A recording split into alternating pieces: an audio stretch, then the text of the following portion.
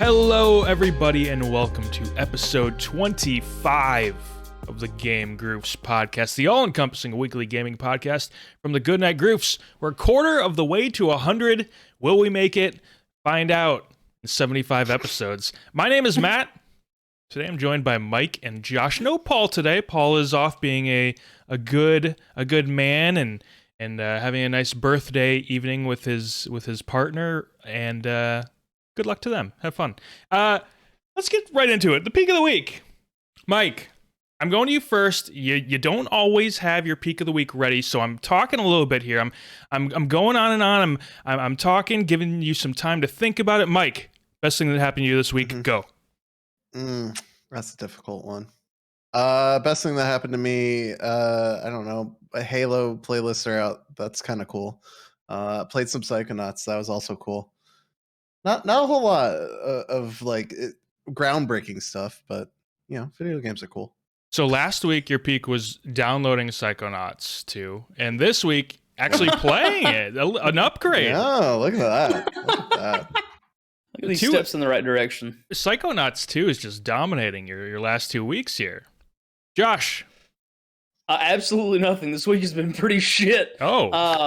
But I'd say, honestly, I didn't get to play any of the Halo Infinite campaign last week, so I finally jumped into it this weekend.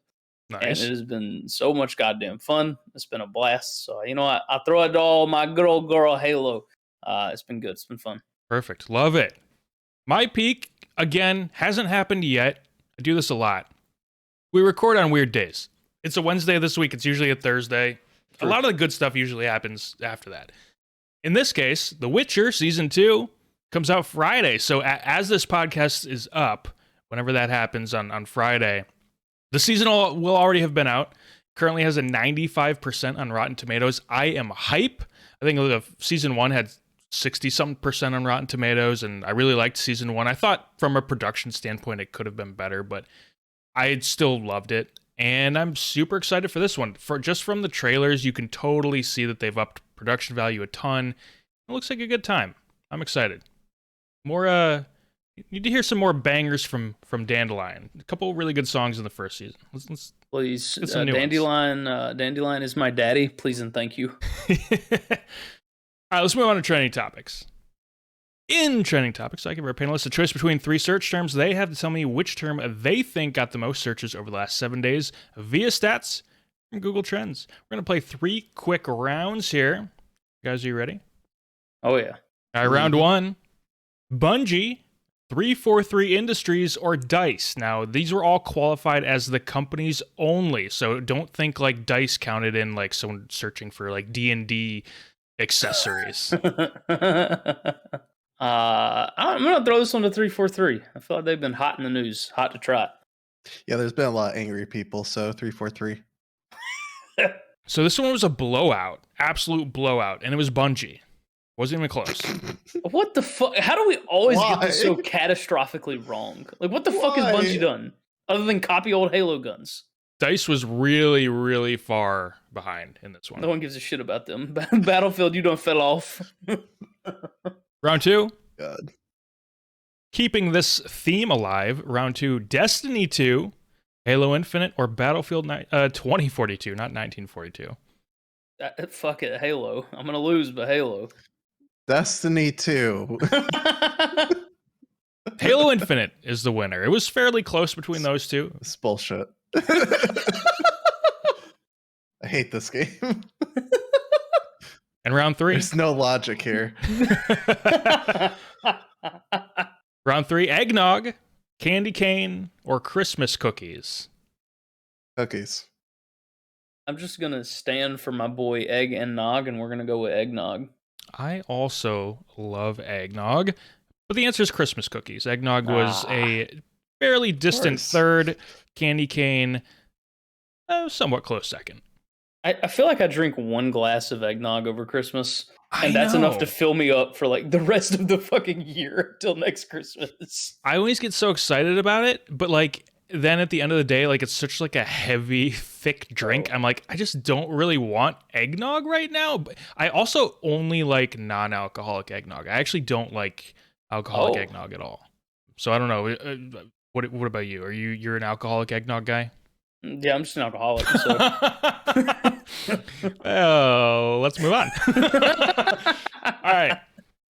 The big question. This week, the big question is going to be a little bit less traditional. Instead of discussing major news or an event surrounding the gaming community this week, I want to talk about first-person shooter games, specifically competitive multiplayer aspects of them. 2/3 of the panel this week, Mike and Josh, play a decent number of FPS and do quite well with them. I enjoy them, and I try, but I'm not quite on their level, as they've seen with recent Halo Infinite matches. I was okay with Call of Duty Modern Warfare over the last year or so, but Halo I just have not taken to it super well yet.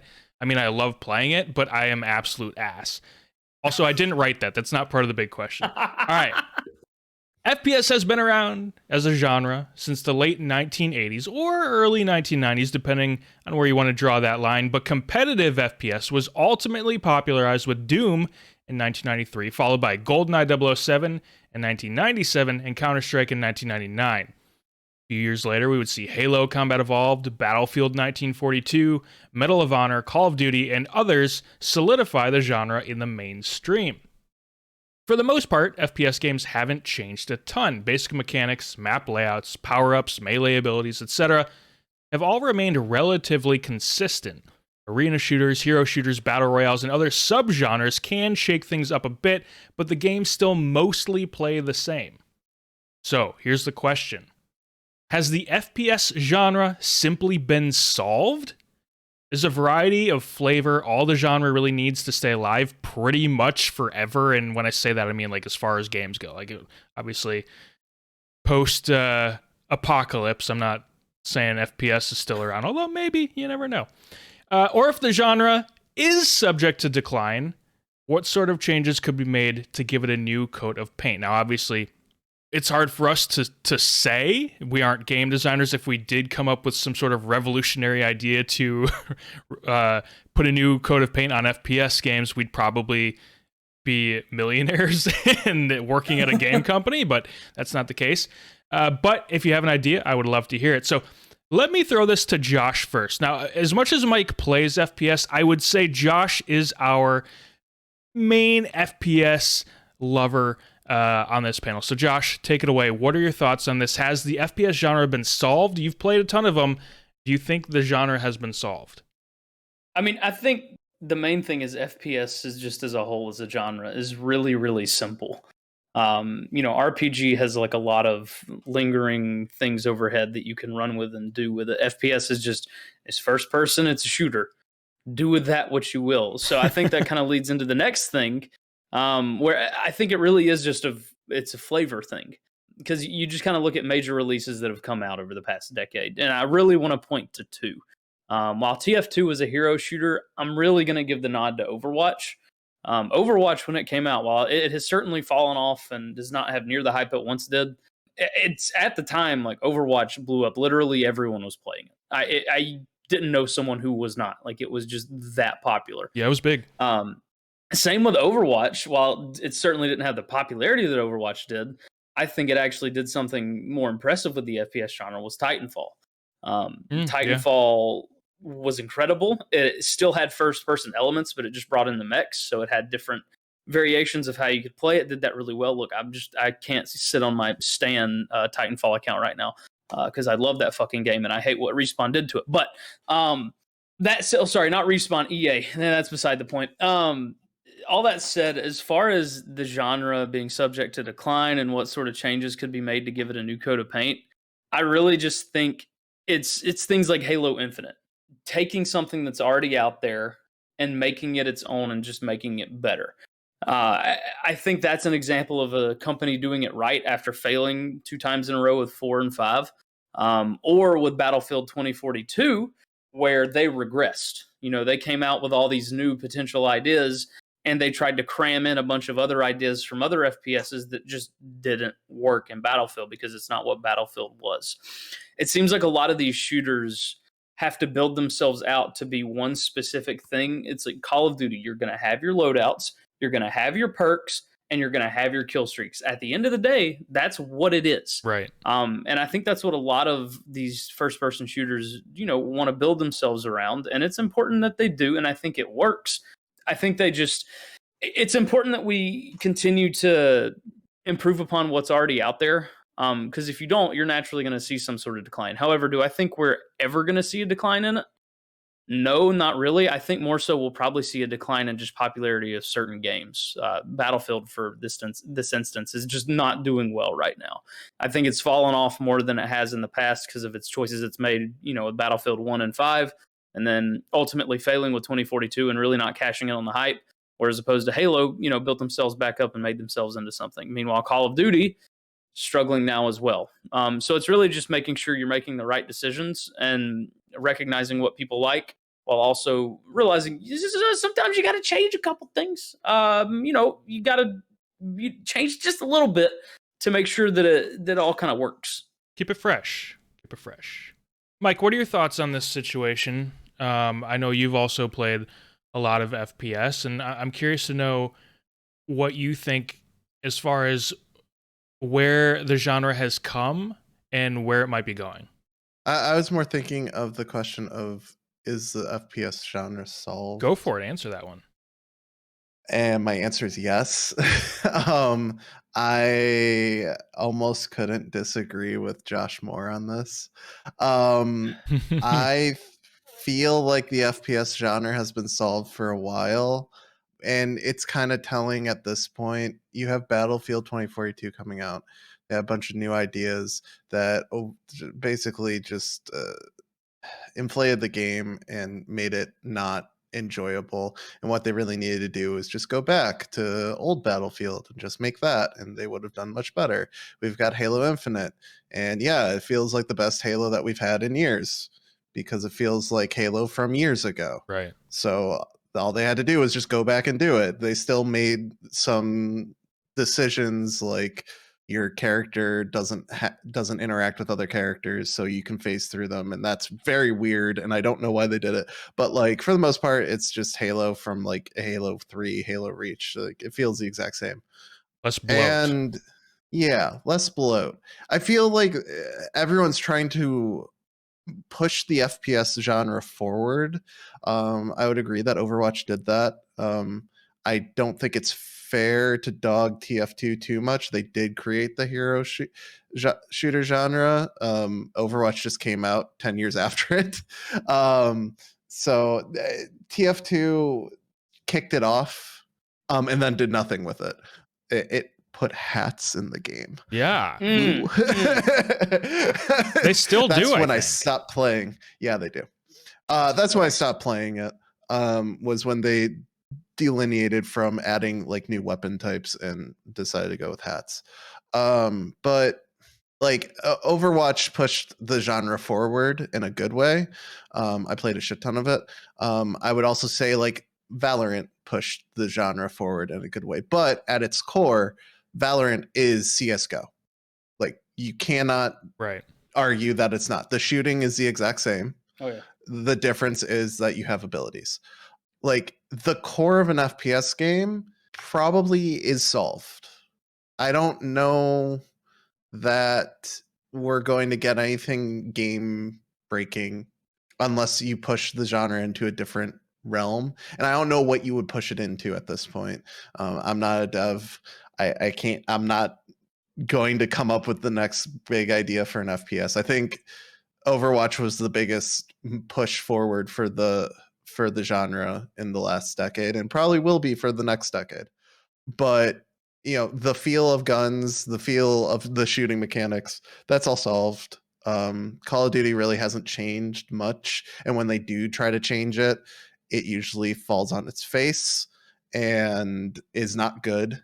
Same thing with Halo, same thing with Battlefield, and it's honestly the reason why one of the most telling things about the genre is the fact that it is dominated by Call of Duty, Halo, Battlefield, and that's it.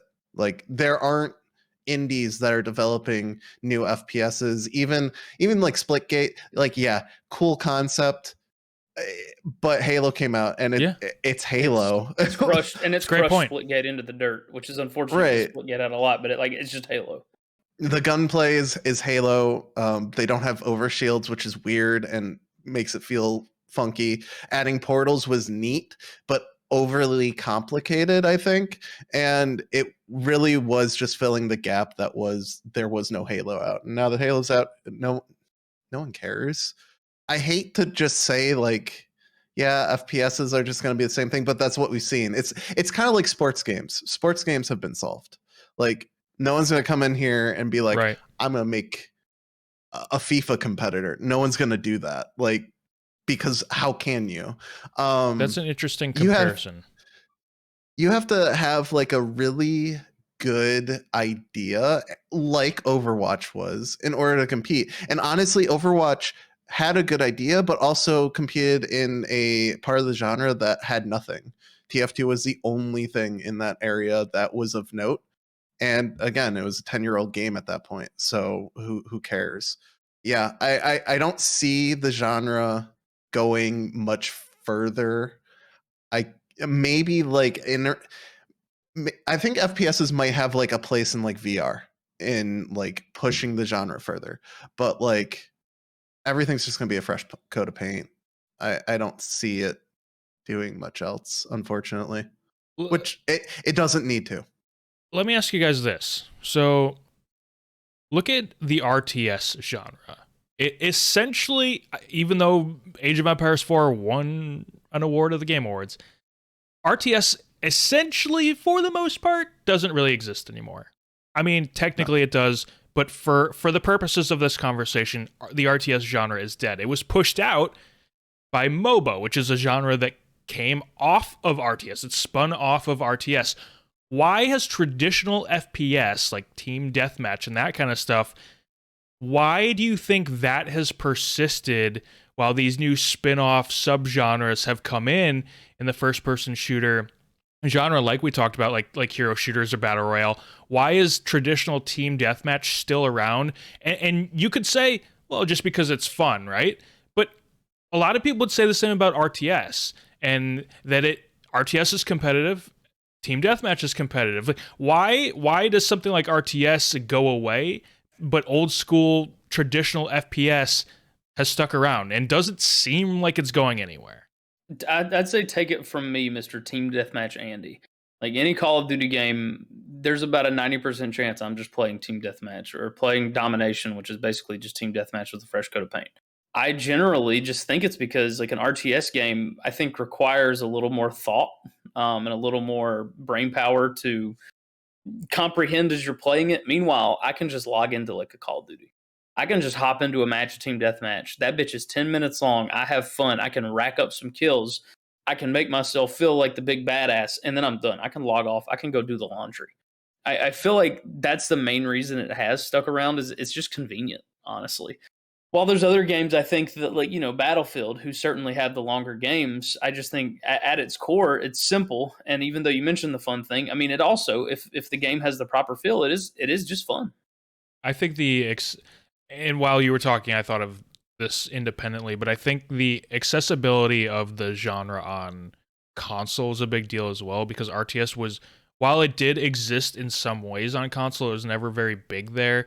And at a certain point, consoles really blew up, and a lot of new gamers were only console gamers. Like, gaming has exploded, and a lot of that is because of console gaming. Like, PC gaming obviously has grown, but if you look at percentages, I think console gaming has grown a lot more in the last 10, 15 years. Mike, do you have any thoughts on that, on the whole comparison to the RTS genre? Yeah, I don't think it's that. I agree that like team deathmatch is simple, it's easy, it's you just jump in and you shoot people and then you jump off.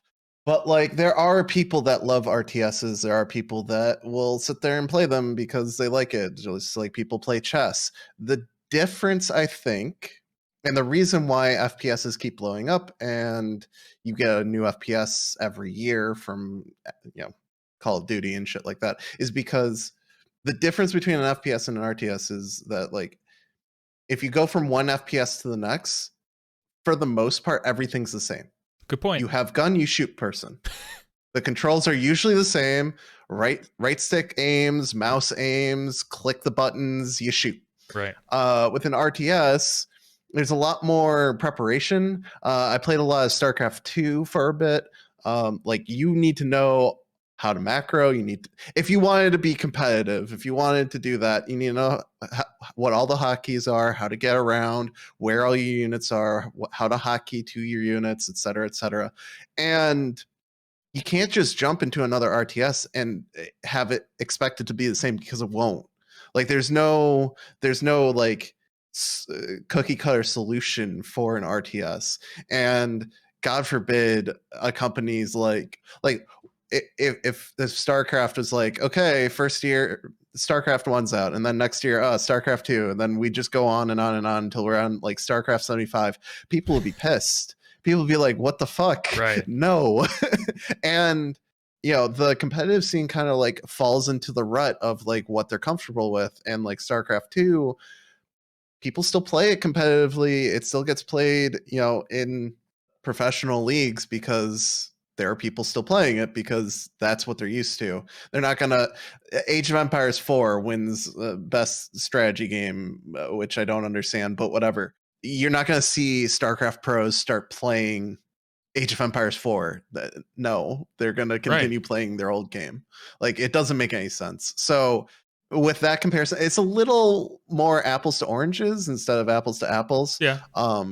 And honestly, I don't think the RTS genre is solved. And also, the RTS genre kind of the strategy genre has been kind of fractured over the years because you've got like people that like RTS. They like managing a base and an army at the same time and having to micro and macro their units.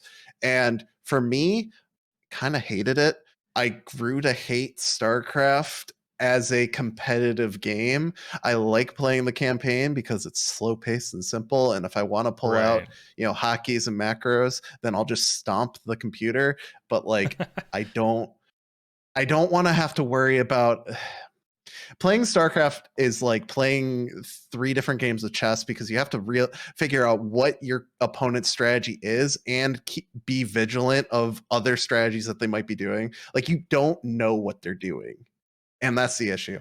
But you have the strategy genre and it got fractured into people who like MOBAs, people who like commanding armies and microing units. And then you got 4X, which was the macro game. You can micro your buildings, but you have a macro plan. And that's where I think RTS kind of got fractured and thrown about, where the FPS genre, again, you go play Overwatch. Click button, it shoot gun. Go play Call of Duty, click button, it shoot gun. Like it's the same. No, that's a great I do point. feel like there's a little more nuance there though than could be let on, because just as someone who has switched between the two, I have to play one quite a bit before I get back into that rhythm of actually wanting to play that one specific FPS. It may be different for other people, but that's just kind of been my experience. Like if I'm playing Battlefield, chances are I'm playing it for 2 to 3 months at a time.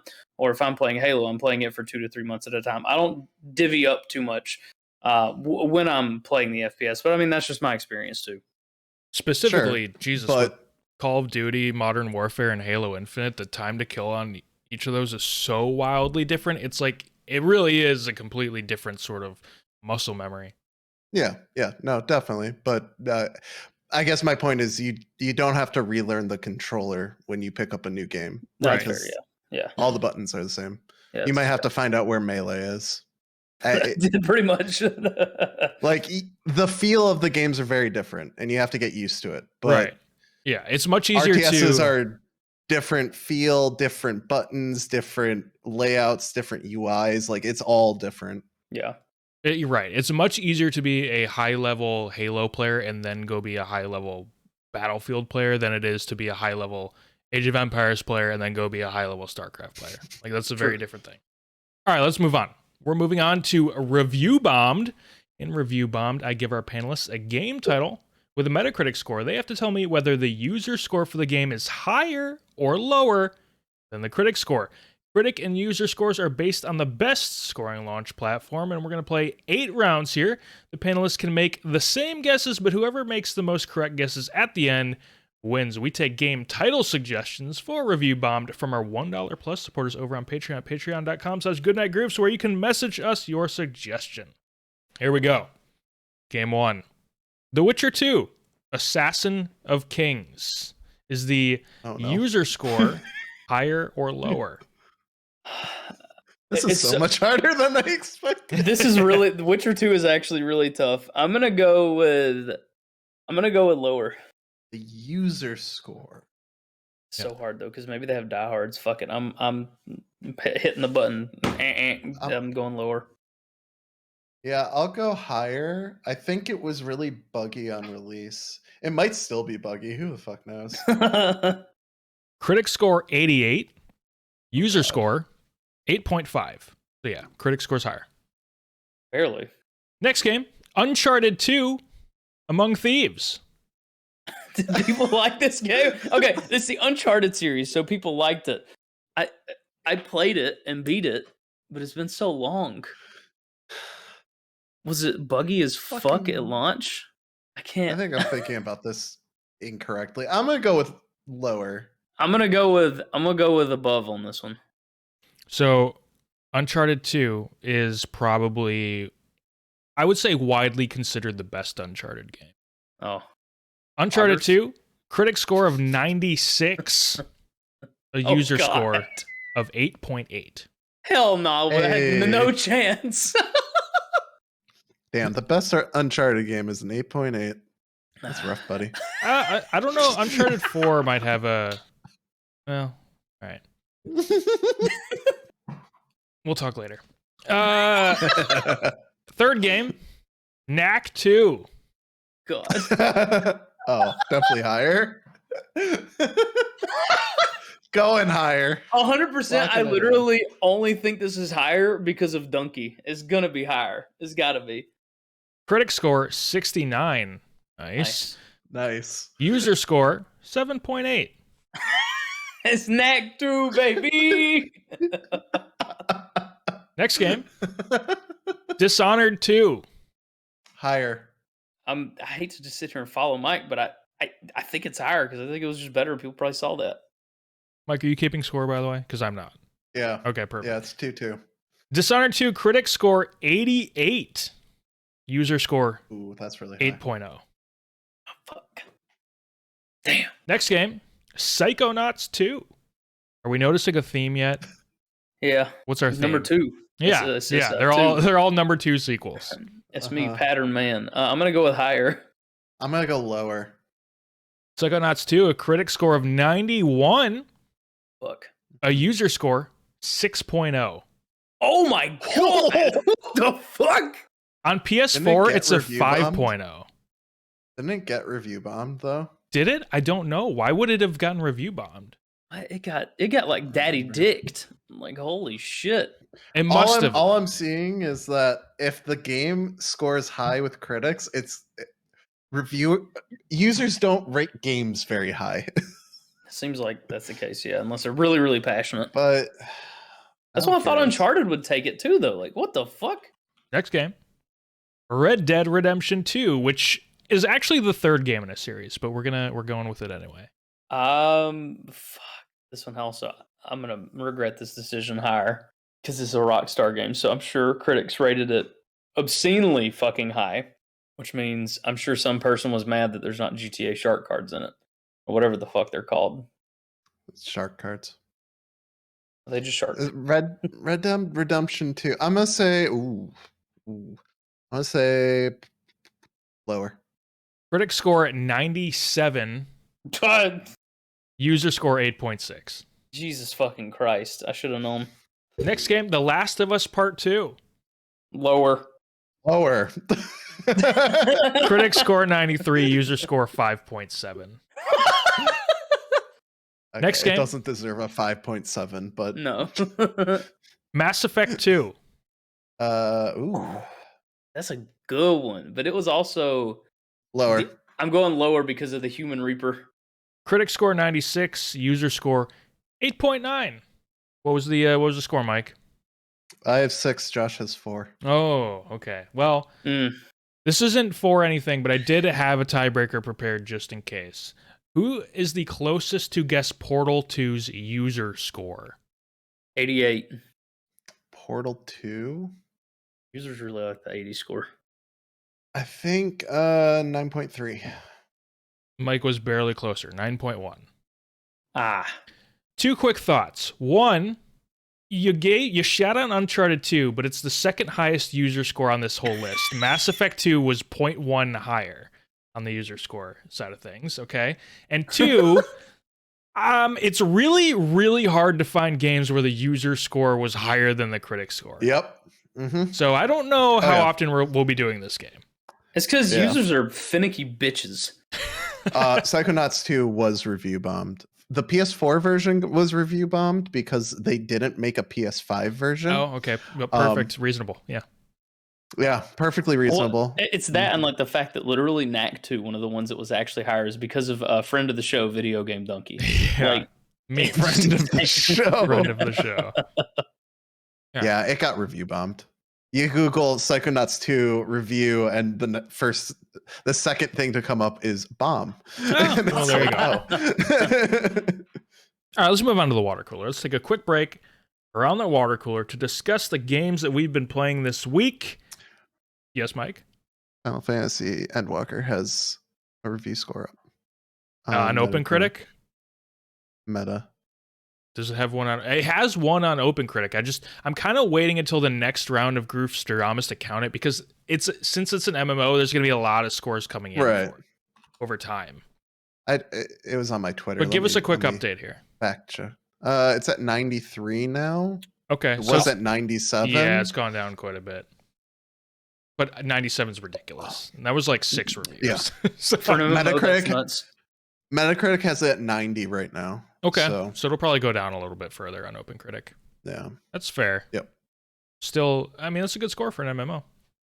So I'll go first as far as the water cooler, because most of my spiel is going to be about not a game, but a tech demo. So I played The Matrix Awakens. Have either of you played this yet? I know I told you in Discord you guys have to try this. I watched it. Okay, so there's almost no real gameplay. But as a tech demo, you can see where things are going, and it is truly impressive.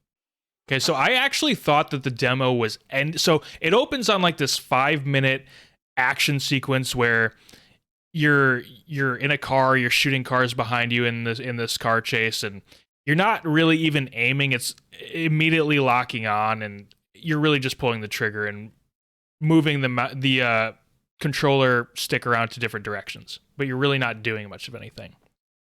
So when that ends, I was like, oh, okay, I guess that's the end of the demo. And then all of a sudden, they put you on the ground level, and you can walk around the city. So it becomes like this really bare bones GTA or Watch Dogs or something like that. Now, I will say the amount of detail is mind-blowing. I went into this very skeptical. I was not expecting to be this impressed. The fact that almost every single car is different is wild. It's one of those things you don't think about, like when you're playing like GTA, how they load in like the same kind of cars all the time. And the car that you are driving specifically starts to show up a lot because it's easier to load. But in this case, almost every car is different. The windows in the buildings, they actually have objects in them, like 3D rendered objects. So another thing I found out as I was walking around, I was like, wait, you can fly. You can fly a drone to the top of a skyscraper. You can see offices or apartments.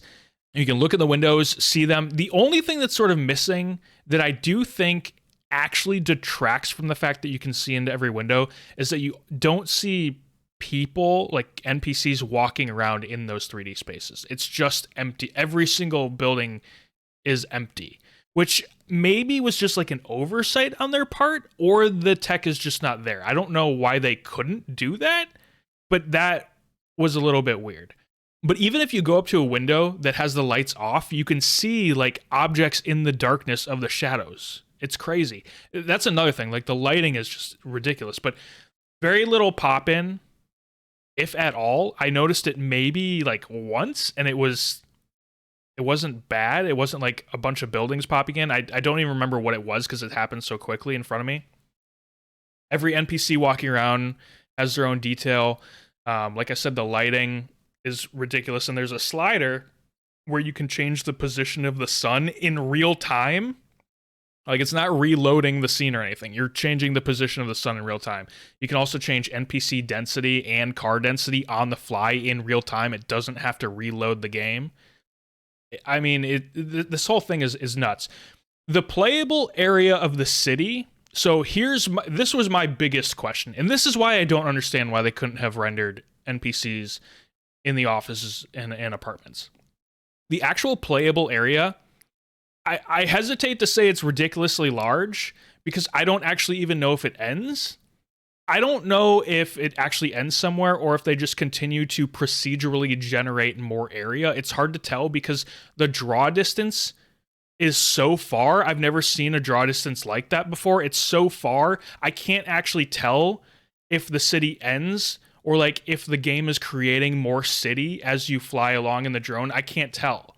So that was mind-blowing. It's like, you know, like I don't know if you guys have seen The Matrix before, but how it's like an endless city. And so that's what it was in the game. And anyway, the last thing I want to say here is after I flew around a bit, then I noticed you can actually get into cars. You can get into parked cars and drive them around. And they have dynamic destruction that is the most realistic vehicle destruction I've ever seen. And that was also just completely mind-blowing. Like I said, I was not going into this expecting to be impressed. I was going to be like, oh, okay, yeah, I mean, we kind of already see stuff like this, or like, yeah, I mean, this is kind of cool, and especially after the action sequence, when I thought that was going to be it, I was like, yeah, that was impressive. The lighting was cool, like the car destruction was cool, and yeah, sure, this is all rendered in real time, but like, I mean, there wasn't much to it. And then when you actually walk around the city, it's insane. But this is how I imagine like the next generation of Grand Theft Auto to happen. I hope it's like this. And, you know, obviously a more polished version and a version with actual gameplay. But this is sort of how you can see like a GTA 6 looking like. So you guys absolutely, I know, Mike, you watched it. I feel like you have to experience it. You have to, I don't know, Josh, you definitely have to see this at some point. It's ridiculous. I actually just kind of, while you were chatting about it, kind of just looked it up to get a glance at it. The thing that stood out to me the most are the vehicle dynamics. Yeah. Like, holy shit. It literally looks like a car just like crumples its front end. Yeah. When you like have a fender bender. It's actually kind of insane. There were people who were doing videos of like creating just like giant pileups, and it's like, this looks like, it doesn't look like weird like video game car models hitting each other. It looks, we're reaching this really weird uncanny valley territory where it was a little off-putting because it's like, this is so real that it almost felt, the word I would use is like, it felt too smooth. Like it felt too, like it made too much sense that I didn't just smack someone with my car and like, yeah, my car door was dented in like a given spot that was, you know, denoted ahead of time before it even hit the car. No, it was like dynamically done, and the amount of damage that happened was also dependent on how hard I hit the other car. It was nuts. Anyway, I'll move on from that. Two other quick things, and I won't go on forever about these, but I played Spider-Man Miles Morales, finally started playing it, loving the Christmas vibes. This is why I wanted to wait a year and play it in December. I'm super happy. I will say the web swinging and the combat does take a little while to get used to again. Once you have it figured out, it's insanely smooth and fluid and works so well, and it's so fun, but there's definitely an adjustment period. And like the first one, it's not the easiest game in the world. Like, it's not Dark Souls, but the Spider-Man games are strangely more difficult than you would expect. But I like that. I'm having a lot of fun with it. And then played a little bit more It Takes Two with the wife. We'll get through it slowly. We'll get through it eventually. But it's been a ton of fun, and it's good. We don't all play co-op games a ton. She plays a lot of stuff on the Switch, and she like never plays the PlayStation, so it's kind of funny. she's like trying to get used to the controller. Like she'll look down and look at where like the square is and the triangle and all that. And but she's really getting used to it and getting better at it. And it's a lot of fun. The one thing she needs to improve on is the whole aiming with double sticks. I know that's difficult for people who aren't used to it, but she got through all of Breath of the Wild, and there's like archery and stuff in that, so she can do it. Oh yeah, if you can get through all the Breath of the Wild, you can do anything. Anyway, I that was a lot. I just talked forever. I was just talking at you guys about the Matrix Awakens forever. Josh, I want to hear what you played this week. It's been exactly what you thought it would be, given the nature of today's discussion. I played a lot of Halo Infinite, not multiplayer though this time. I played a lot of the campaign. Campaign is fantastic. The story I haven't really delved into too much. It does admittedly just kind of feel like generic Halo story. Yeah. That said, there were a few moments. There were a few Master Chief moments and Cortana moments. So I got a little choked up at. Ooh. Like actually pretty like damn, like they actually hit you pretty hard. Like there's something about John's voice in this one that they nailed. Like I think it's probably a little bit older. I mean, a product of just the voice actor too, just getting older, but also John himself getting older, more grizzled. Like it's you can tell, and it fits the story really, really well. Like it almost feels like he's getting close to the end of his story is what it feels like to me. Now I haven't beaten it. I don't know where it all goes, but that's just the feel I've gotten from just playing through a little bit. The open world elements, which I was a little unsure of, are not overly done. It's not overly bloated. It's just fun. The combat's fun. The Marines are ridiculous. The voice lines are just obscene and insane. Same with the grunts. They're just like, it's a little fourth wall breaky, but like when you're open world Haloing, who gives a shit? Just break the fourth wall. No one cares. You're going to get to your story moments and you're just going to forget that happened as far as like the fourth wall breaking. So yeah, Halo Infinite has been fun. The campaign is great. If you have Xbox Game Pass, play that shit. Also, I have still played a little bit of Scarlet Nexus. Won't really go into too much of it. I've just kind of, enjoyed it. But then I finally beat Dark Souls 3 on stream. Finally. And my God, is it satisfying to just beat the fuck out of that game and get through it. It's so good. The music is incredible. Even some of the story beats, once you really start to understand it or just, watch Vadi Video on YouTube, it really is satisfying. And God damn, are the boss fights just so much fun to learn, get good at, process, and just beating a boss in Dark Souls 3 is literally unrivaled. It's just so good. Until Elden Ring, maybe. Hopefully. Yeah, hopefully. God, I'm so ready for Elden Ring. Yeah, I got to watch you play the end of Dark Souls 3, and it was really cool. And then, obviously, now you're playing Dark Souls 1 on Southern Fried Groofs with Fave. And I gotta say, it's making me want to play. I told you guys a little bit in Discord how my first Soulsborne game was Bloodborne. And I really think that was the wrong decision because I do think there's a lack of story in that one, at least from the outset. Like, there is no, big story dump at the beginning. Dark Souls seems way more cinematic from an outsider's perspective. I mean, and I'm not even just memeing when, like I said on Southern Fried Groofs, I genuinely am having a good time with Dark Souls 1. It's good. It's a lot of fun. It's much slower. I can't say if it's easier or not because some things have kicked my ass, some haven't. It's just a different game, but it's still kind of the same. So it feels the same once you've learned how to play it. It feels nice, and the world is still there, which is really nice. Because what you said about Bloodborne is entirely true. There is cool story beats in Bloodborne, but you do have to seek them out and find them more so than you do with Dark Souls. Episode 2 of Southern Fried Groofs comes out on the 18th, so you're likely listening to this when it's already out. Episode 2 is fantastic. Go check it out on YouTube. Josh and Fav are doing a great job. Mike's editing is absolutely peak of the editing game. It's a great show. Mike, what are you playing this week? Not a whole lot of anything. I played some Halo. Played some Psychonauts 2. Psychonauts 2 is really good. After it finished downloading, of course. Yeah. Having a good time with it.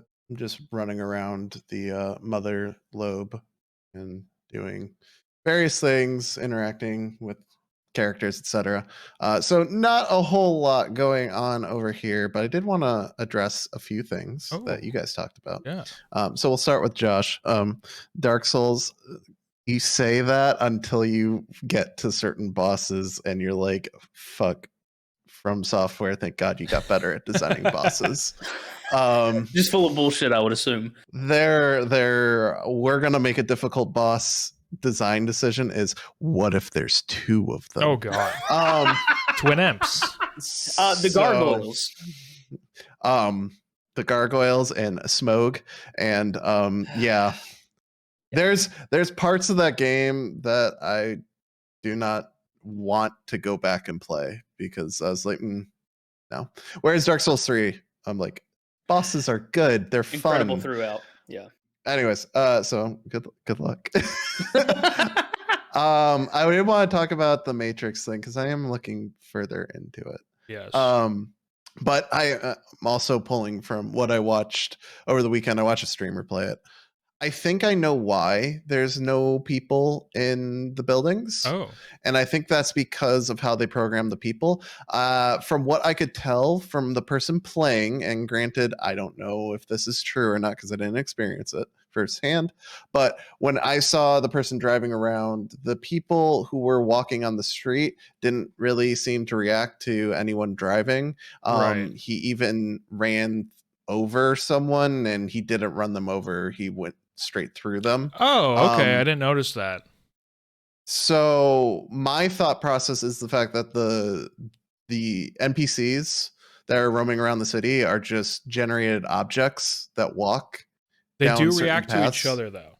Sure, that's probably just an animation trigger. But it seems like they have set paths, which are the sidewalks, and that's it. And they aren't like intelligently moving through the world, which makes sense for a tech demo. You don't need to do that. Which I think if they were to put them in buildings, they would have to path the NPCs in buildings. And looking at, I'm looking at a drone shot of the city. The building layouts seem extremely varied, which is impressive. Yeah.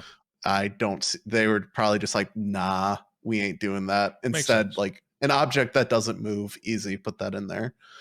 And then you mentioned like the vehicle dynamics. I did watch the guy that I was watching. He crashed his car and to the point where it stopped working. And I was like, oh, that's cool. So when I used to play Forza, I used to play on simulation difficulty because I like cars and I like the fact that in simulation difficulty, if you damage your car too much, it stops working. Yeah. If you hit like your axle, you can't turn a certain way. Right. If you hit the engine too hard, it doesn't run anymore, et cetera, et cetera. So really cool that is in a game like this. I wish it was more prevalent in games. Yeah, not a racing game. It's just like a part of a larger game, potentially. Yeah. And last but not least, you got me interested in the car crashes as a former crash test engineer. Listen, if they turn this into a real game, or if someone wants to turn a game into with cars in it, that would probably crash and put realistic physics in it that mimics what a car does in a crash. Call me. Yes, this please. ain't it. Please. This ain't it at all, Chief. I mean, the detail is probably the more impressive part. The physics, if you drive your car at 10 miles an hour into a pole, it's not gonna cause your car to wrap around it. I'm sorry. Absolute destruction, Mike. 10 miles an hour, you're dead. That's it. I was just like, wow, okay. Quick story about that before you move on real quick. I was driving home from work a couple weeks ago, and this guy's coming out of a parking garage so it's a light where it's like he couldn't go straight. He was to my left, I was going straight. He couldn't go straight. He had to either turn right or left. So he was going left. He just kept going straight. He just went straight. It was a dead end. There was nothing there, and he just went straight into a tree. It was really strange. I don't know if this person had been drinking or what, but everyone was like, this is weird. What just happened? He was going very slow and just went straight into the tree, and we all just went around him. Anyway, go ahead. I saw a very similar thing happen like 2 years ago. Guy swerved all over the place and then ran into a tree, into a ditch, and I was like, "What just happened?" What are you doing? What are you doing? We guessed that he had a heart attack while driving. Oh, this guy was okay. I will say that I saw the airbag. The airbag went like crazy. He was fine. This guy did not get out of the vehicle after he crashed, and I was like, "Oh, that's neat." F. F's in the chat. But Well, one of the things I noticed is like parts of the vehicle will fall off, like the headlamp and stuff like that, which is neat. It's cool. But if you hit a car head on going like 80 and you're in a truck, most likely the back end of your truck is going to lift up. Yeah. After it hits, it's gonna hit and go like this. And instead, this just piles through. Like, it just battering ram to the point where I was like wondering if they had like gravity physics at all. But then it ended up like lifting some vehicles as well. So I was like, no, that's in there. They just all right, whatever. I'll stop on my diatribe. They don't need to impress people like you for the tech demo, is what they're trying to say. With your specific skill set. They do. I'm Liam a consumer. Neeson of a car person. A very particular set of crash test dummy skills. All right. Let's move on to audience questions. Every week, we address 2 or 3 audience questions, comments, or concerns. We take questions from our supporters over on Patreon at patreon.com/Goodnight Groofs. You can leave your questions in the comments section of the previous episode's post. The $1 tier will get you access to those question submissions. However, we also take submissions at gamegroofs@gmail.com and in the YouTube comments, but our patrons will always receive priority. First question comes from Mike. Not this Mike, but hey, Mike. Question. What game has the most sentimental meaning to you? Josh, what game is the most sentimental meaning for you? Everyone is going to be just so shocked and surprised at my answer. Mike, would you like to answer for me? It's WoW. It's World of Warcraft. Yeah, I mean, I obviously won't stick on it too terribly long, but I saw the question coming up and I literally went and like put on like Teldrassil and like Eversong Woods music. Like there is nothing like WoW for me. I mean, if I get the chance to talk highly about it, I will, because I haven't had a lot of chances to do that lately. Yeah. So I mean, there is nothing quite like the world that I went into in 2008. That was WoW. Nothing has blown my mind to that point yet. I've just come to conclusions that I will never get that high ever again. I'm like a fucking crack addict. I'm just constantly chasing it and I just never will get it. It was genuinely, it's an incredible experience. And I can attribute highs and lows of my life to WoW expansions. Not because of the WoW expansions, but just during certain time periods. Right. And I can like, be like, this during Mr. Pandaria, I was doing X and X and X and X. It's like, it's been there as such a constant in my entire life, aside from maybe 3 months when I would take a break, maybe once.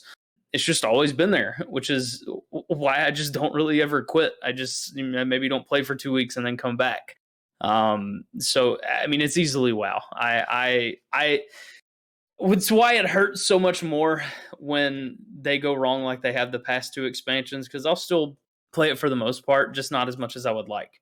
And I would really like to get back to Azeroth and just get back to basics. Give me back to the basics of the world and a good, just down to earth, easy story. And you'll reel me right back into the game I fell in love with.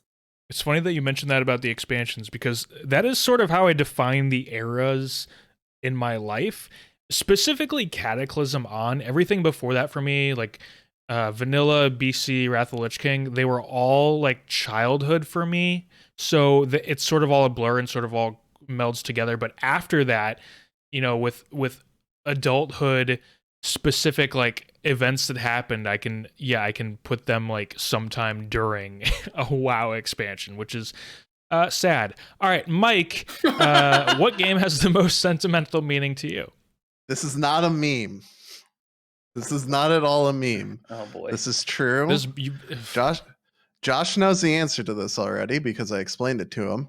And I'm not gonna go into a lot of detail, but a game that got me through a very difficult time during my development stages of like the 3rd grade. Sonic and Knuckles. Fuck you. Sonic 3 and Knuckles. It's actually genuine though. It is genuine.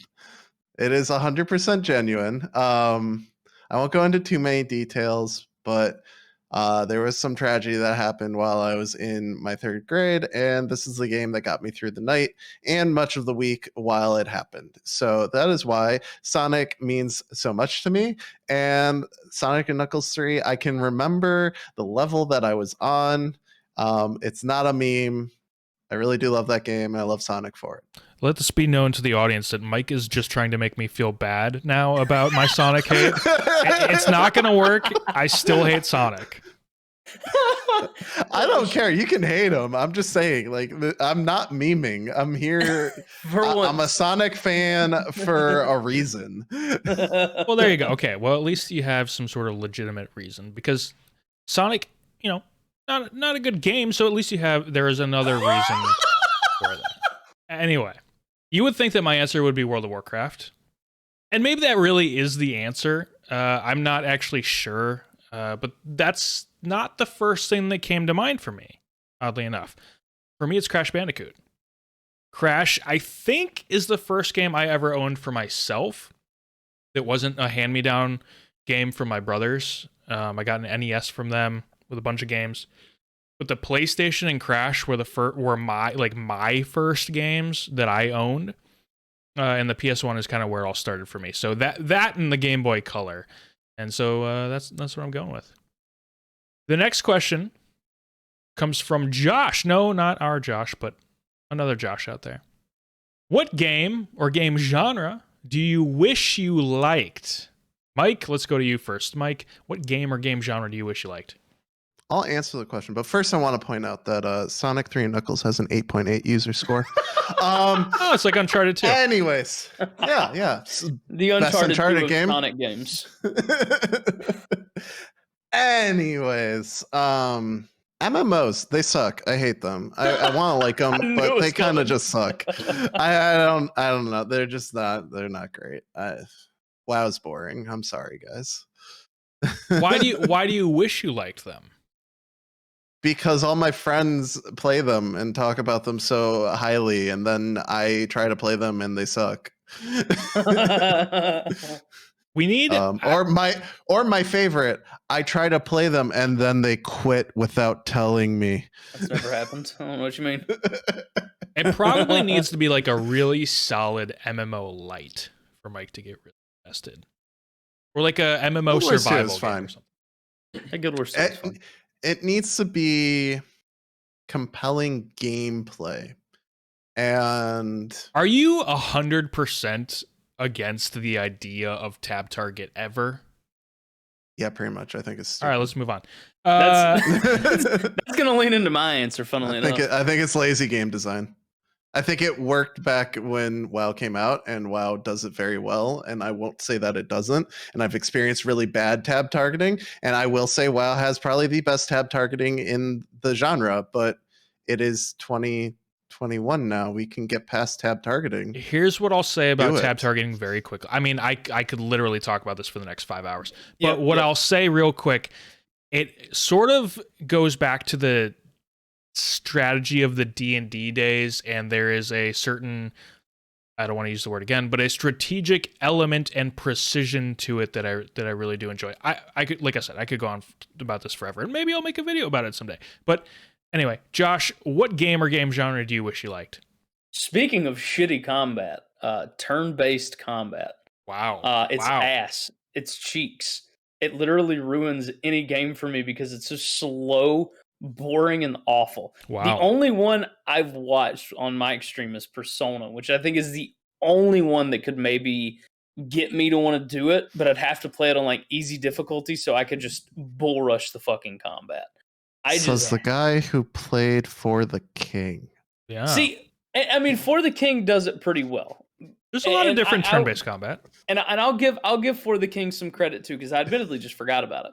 Because it's genuinely good enough to be like a reasonable turn-based game that I can play. But there's others out there where it's like you walk up to the snail and you gotta go into this combat mode and fight this goddamn snail. Oh, spoiler alert, you gotta fight this goddamn snail 50 fucking times and go into the same combat rhythm every time. Whereas in other games, it's just like, boom, you fight it, it's done. I don't know. Turn-based for me in particular, I won't say RTS because it never interested me, but turn-based, there's so many games with interesting and fascinating stories that are locked behind turn-based combat. I say locked behind because I just won't fucking play it because it's turn-based combat. See, what you're describing is like stereotypical JRPG turn-based combat, which, similar to what Mike was saying about Tab Target, exists because of original technological limitations. Mm-hmm. And it's just one of those things that just stuck. And I mostly agree. I'm not big on turn-based games that do have to bring something different to the table. A couple turn-based games that I like, I've always liked the Pokemon games, so I'll say that. Persona 5, another one I always recommend to people because it's a little bit different, is the South Park games, Stick of Truth and Fractured But Whole. They, just because they are, they're just a different kind of turn-based game. There aren't many with that same sort of tone to them, so they can be pretty fun. Anyway, for me, it's city builders. I used to love city builders when they were simpler and I was younger. I just can't get into them now. Along those same lines, I wish I liked management sims more in general. There are some that I can play and some that I can really get into, specifically when they're sports related, just because I like that. I like the intricacies of that in real life as well, so it's much easier to transition to a game version of that. So those are just things that because I wish that I could just sort of sit down and relax with like a city builder or a management sim at the end of a day. And for me, there's too much, it's, at least when you're starting them, when you're learning them for the first time, it's not really relaxing because it's so much learning. It's like, I want to turn my brain off. I don't want to learn more right now. It's why people go home and watch shitty TV at the end of the day, because they just want to turn their brain off and enjoy their evening. And so that's really why I don't play city builders, because I don't have the patience to get into them. I think that's really the big problem for me. All right, let's move on to Tickle My Listicle. It's been a little while. Oh. In Tickle My Listicle, the panel puts together a list to fit around a certain topic, and then we discuss our picks right here on the show. We'll take turns sharing our picks for each round until we get to a number one pick in each category. This week's Listicle is, of course, appropriately, our top 3 favorite FPS games of all time. Josh, lead us off here. Give us your number 3. So I couldn't give Vegas number 1 just because I haven't played it as religiously as I'd like. So I got to give Rainbow Six Vegas my number 3. Okay. While it technically you can play a little, it has cover shooting aspects and it does go third person. For the most part, it's a first person shooter. I just have so many fun memories with that game. It was actually tactical. It was memey. Bring back Vegas, Ubisoft. Get rid of your cancerous ass fucking game that you have now and just bring it back. I forgot about that. It does go into third person in some cover mode. Yeah, right? It's so memey and ridiculous. You can literally, I put tape on my screen and I could snipe people with the blind fire by using the tape on my screen. It was dumb as hell. Is that the game where you can do a face scan and put yourself in the game? Yes, you can do it, and it's just the ugliest, most hideous fucking thing in the world. It's like you could like face scan. There was times someone got away with face scanning their ass, so it's just some person running around the map, The fucking with ass just an face. ass face. But the funniest shit I've ever seen. Amazing. Mike, you're number 3. Number 3 is an oldie but a goodie, and the origin of my screen name. Medal of Honor European Assault. Whoa. For the original Xbox. I love it. I loved it so much. I played it daily. Played it with my family as well.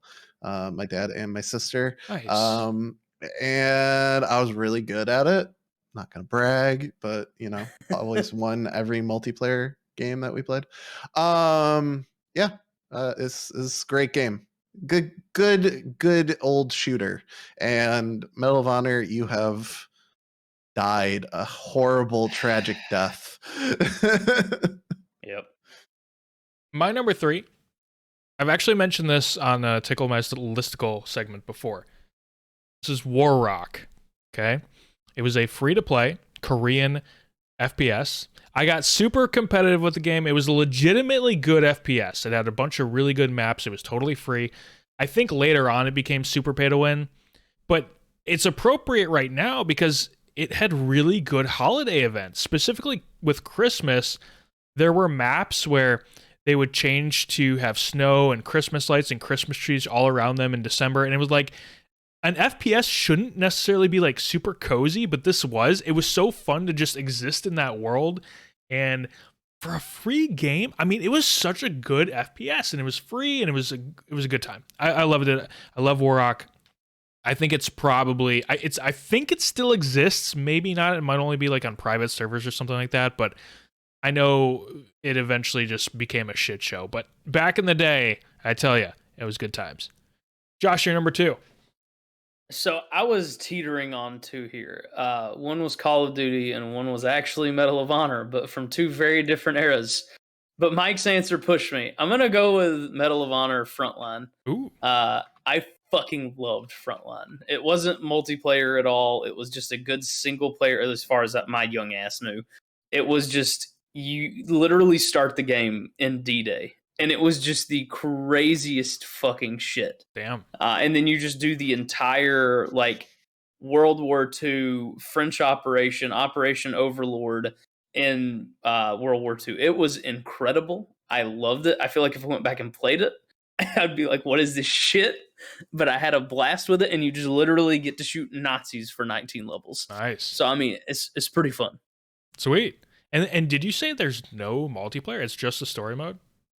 I'm pretty sure that was the case. I think it was before. I think Medal of Honor Rising Sun was the one that came after that. I played a lot of Medal of Honor. And Rising Sun, I think, is when they finally added that big multiplayer adapter that you could plug into your back of your PlayStation 2 to play online. And I just never got it. Okay. Wow. Damn. Mike, you're number 2. My number 2, kind of a cop-out because it's going to be 2 games with the same title. Call of Duty Modern Warfare. Nice. Both of them. I would say Call of Duty Modern Warfare, or Call of Duty 4, as people coined it back in the day, back in the Xbox 360 days. It was my first experience with Xbox Live. I don't remember how I got Xbox Live. I think I conned my parents into getting it. They had time cards back in the day. Yeah, I know. I remember those. I used to get the free ones in certain games and like stockpile them. But it's a great time. Really good multiplayer. I think what sealed it and why I'm putting both of these games on it is the story that Call of Duty Modern Warfare, both of them, told. I remember playing Call of Duty 4 Modern Warfare and experiencing an RPG literally whizzing by my head during one of the missions, and I was like, wow, this is the coolest thing ever. In Call of Duty Modern Warfare, the remake, there was points in the campaign that I was like, wow, this is the coolest thing I've ever seen from a Call of Duty campaign. And I think honestly, like, Call of Duty campaigns have been pretty good. Yeah. I wish they pushed them further. I wish they focused on them more. I mean, that's a different issue. But in Call of Duty Modern Warfare, there's a mission in London. I'm not talking about the hostage mission. I'm talking about the night mission in an apartment building. So good. And it's so fucking good. There are points where I feel like I was having difficulty discerning that it was a video game. I know. Because just how it was done was so well with the night vision and everything. And plus, it's like a level you don't expect from a Call of Duty game. You expect charging through Afghanistan and going down a street with rockets flying overhead. And it's tactical. Rah. It was tactical. You had to pick your targets. You had to choose when to shoot, who to shoot, etc. It's very good. So yeah, both campaigns, I think, elevated my experience with Call of Duty and FPSs. Nice. My number 2 is Battlefield 1942. Maybe my first real competitive online FPS. I played on a old laptop back in the day that didn't run the game super well, but it still ran, and I was able to play it. Looking back now, Battlefield 1942 feels like it was just way ahead of its time. You had all the vehicles, like planes and shit. 64 player maps. I don't actually know how they got away with all of that stuff back then, because I think it came out in 2002, if I'm correct. It just Battlefield 1942 was so good, and I would actually love, like, I think they actually did it at one point, but I would love a straight remake of it. I think they remade the popular multiplayer map from it. I don't know if they remade the entire game, but I would love to see that. It was just super solid. Josh, your number one pick, sir. I've ruminated over this one because there were some I wanted to put in 2, some I wanted to put in 1, but I feel like 1 has got to just go with one I just had so much fun with, and it's Halo Reach. Halo Reach was incredible. I would still argue to this point that it was still the pinnacle of Halo multiplayer. I feel like it was the best Halo multiplayer experience. Halo 3 stands, come at me. But not only that, like, it's told the best Halo story we've had post like Halo 1 through 3. And I still don't think anything has come quite close to it. I can't speak for Infinite yet, but Halo Reach's story was compelling. There are moments where you're just like, it chokes you up. Like I mean, okay, the game's been out forever, so when all the like Spartans start to like die, like that shit hurts. It gets you connected to the characters, and to be just a single standalone game, it does it incredibly well. And not only that, it does it with having fun, engaging fight sequences like throughout. Halo Reach is just goated. I don't even know how many hours I put into that with friends online. So between campaign and multiplayer, Reach takes it for me easy. Very nice. Mike, your number one. Yeah, I had some honorable mentions. My friend would be remiss if I didn't mention his favorite FPS, 2142. Ooh, that was a good one. Yeah. Or back when Battlefield, the last time Battlefield was good, Bad Company 2. So good. But and honestly, like, I was thinking about Halo, but for me, when I think of Halo, I don't actually think of an FPS. And that's going to sound really stupid because that's what it is. But like, it just doesn't feel like one for me. It feels more like an action shooter, which is still an FPS, but it doesn't feel like, I don't know. It's odd because it has the backbone to Halo, at least for the original trilogy, was the story and the campaign. Yeah. It was like the multiplayer was very good, but for me, like, it was an action storytelling shooter. It wasn't a competitive FPS. Anyways, I'm off track. My number one is going to be the one that I think I've put the most time into and single-handedly almost got me to not be able to graduate from college. Overwatch. Easy peasy. I wouldn't say that I graduated. We're good. And it was for my graduate program. But yeah, it just sucked the life out of me because of how good it was. Unfortunately, I don't play it anymore. I haven't played it in years. I don't think I will again for, I don't know, maybe Overwatch 2, but I doubt it. But it was, like I said, it pushed the hero shooter into the limelight. It did a lot of good new things, and kind of perfected the hero shooter formula. And I think without Overwatch, we don't have Rainbow Six Siege. We don't have the travesty that is Battlefield 2042 with their weird fucking operator shit. We don't have operators in games. So it's a blessing and a curse, but it was a very good game. It's my number one. All right, so before I do my number one, my honorable mention is Call of Duty 2. Now, very good. When the Xbox 360 first came out, I was visiting. I had moved away. I was visiting home. I was visiting my friend. He had an Xbox 360 there. And this was around Christmas time. He loaded up Call of Duty 2, and I was like, holy shit.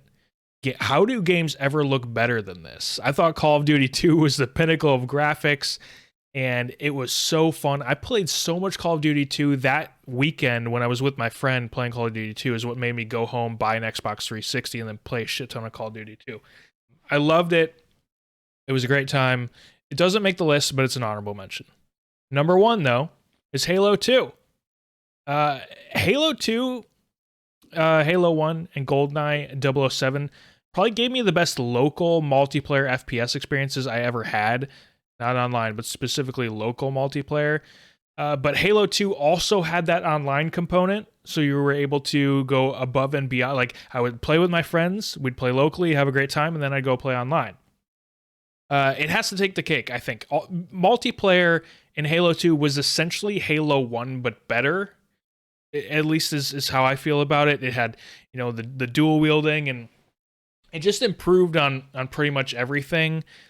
And the maps were so good. Even looking back now, like, in my memories, the game visually probably looks a lot better than it actually did.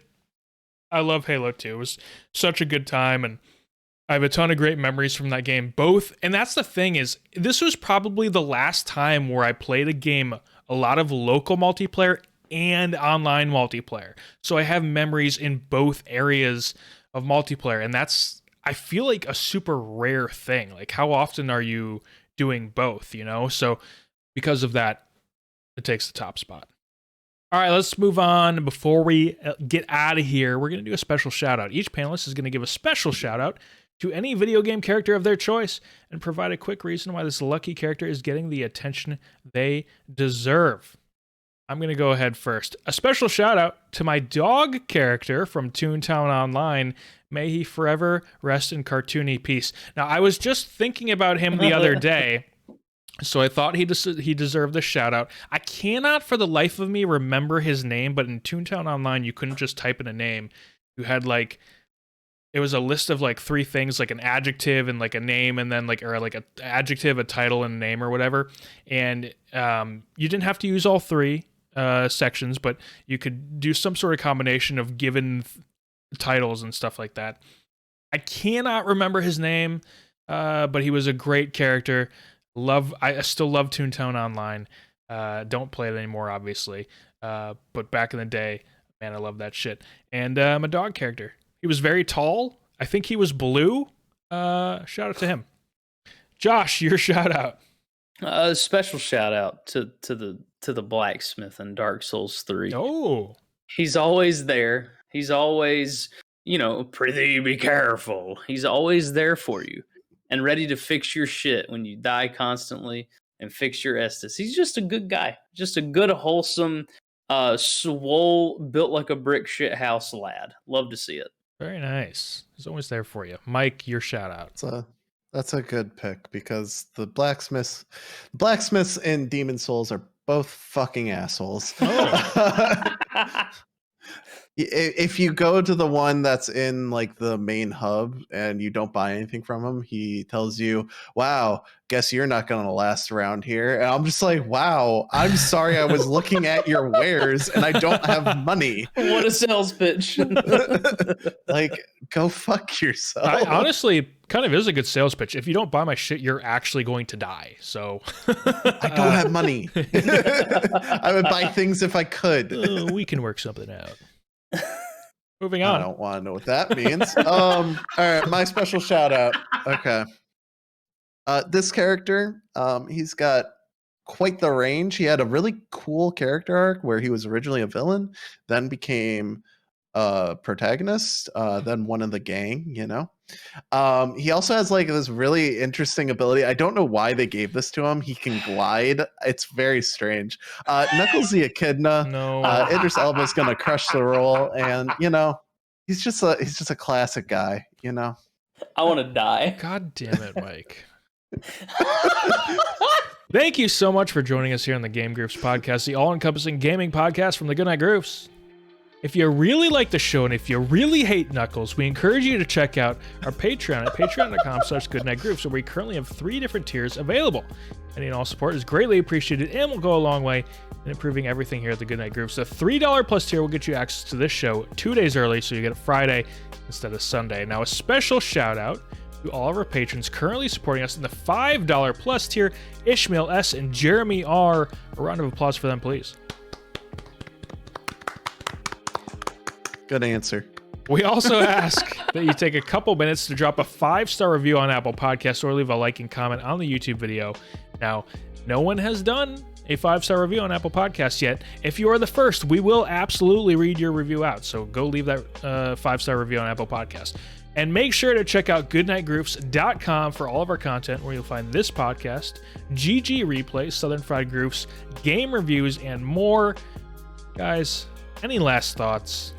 Much like our beautiful sun in the sky, with the new release of the Sonic open world game, Sonic burns brighter than ever in our hearts and our minds. That'll do it for us here today. Gentlemen, thank you for joining me. Take care, everyone. Bye-bye. Oh, Matt, did you schedule your stream yet? I will be streaming a Sonic game sometime this month. Twitch.tv/goodnightgroofs. I lost a bet. It's only 15 days left. I'll see you guys soon.